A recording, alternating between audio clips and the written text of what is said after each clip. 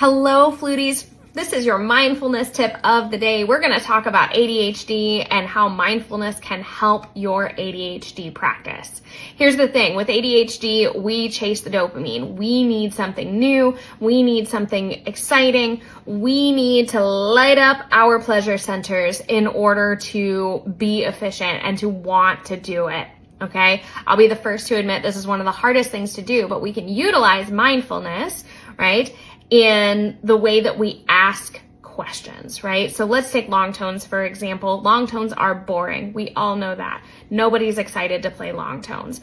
But if we find a way to make it interesting by asking questions, so instead of just running through my long tones just as they are, I'm going to take a second and go, okay, what tone color would I like to run all of my long tones with? Okay, so I might pick purple. And if I'm running my long tones and I'm listening and I really want to achieve that beautiful purple sound throughout my entire low register, what's going to happen is there's inevitably going to be a point where I don't hit that purple or the purple that I want to hit. So I'm going to pause and go back and repeat and ask myself some questions. What's going on here in my embouchure? What's happening with this change? Why is it happening? And what can I do to fix it? So then I'm going to play with one little factor at a time. So I might change my airstream.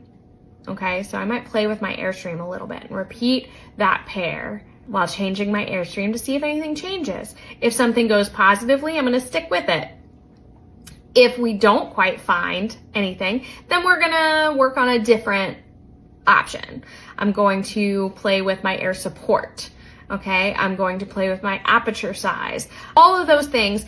And basically we're just running a science experiment here. We're trying to ask some questions and figure out exactly what's going on.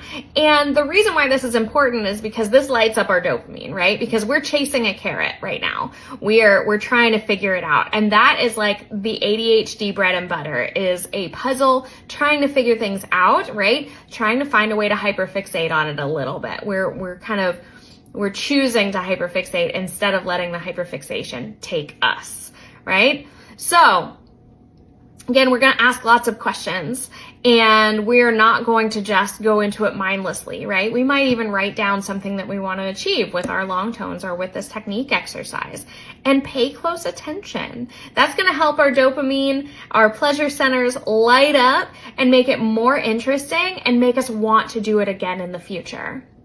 Like and follow for more mindfulness tips.